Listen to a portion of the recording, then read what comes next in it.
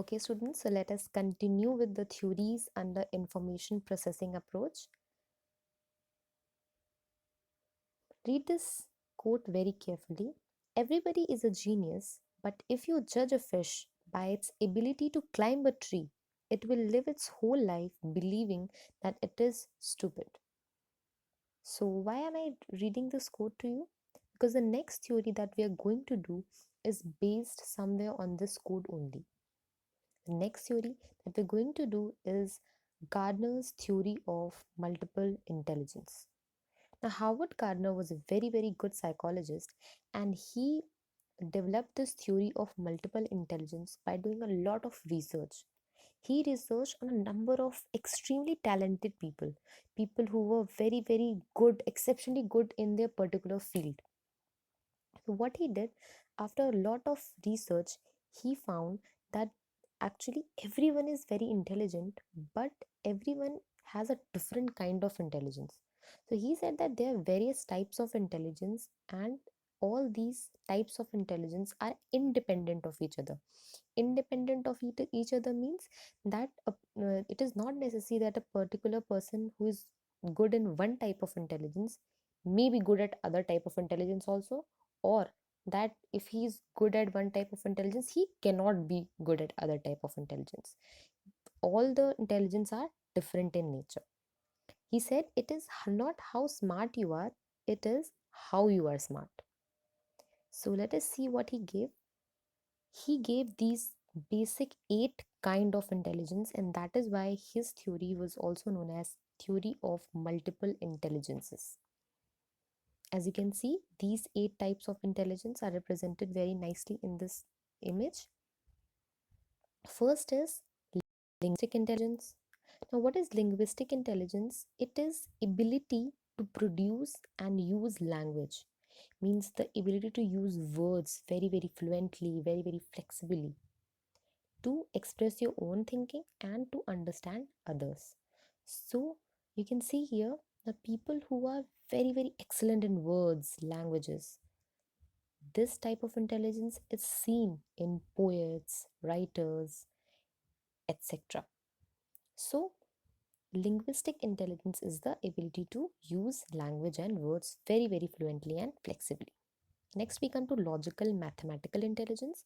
Now, as the name suggests, logical mathematical intelligence is how we are using logical thinking, reasoning, and mathematical abilities. People who are very, very good in logical mathematical intelligence are very good bankers, accountants, scientists, Nobel Prize winners, mathematicians. They are good in this type of intelligence. Then is spatial intelligence. Spatial means related to space.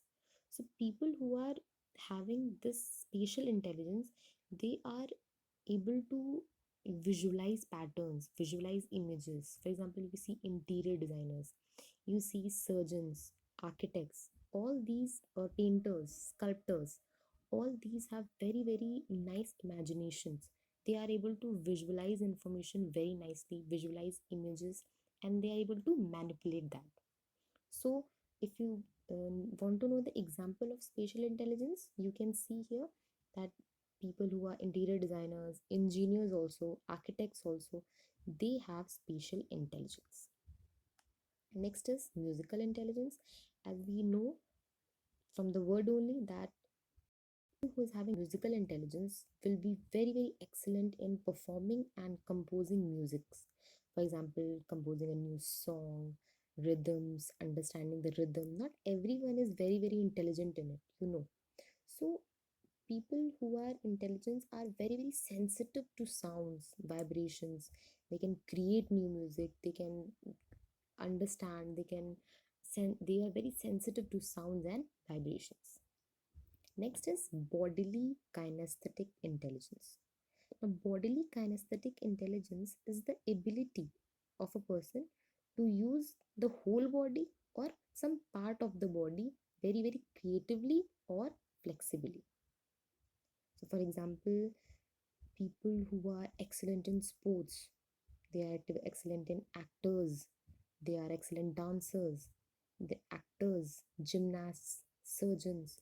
all these have very, very good bodily kinesthetic intelligence because they utilize their body, either some part of their body or their whole body, in a very, very creative form. Next is interpersonal intelligence. Now, here I would like to teach interpersonal and intrapersonal simultaneously. Why? Because these two are very, very confused.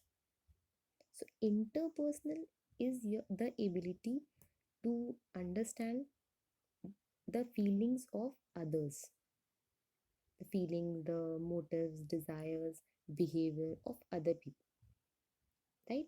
And intrapersonal is the ability to understand your own feelings, own motives, own desires. This is the basic difference between intrapersonal and interpersonal.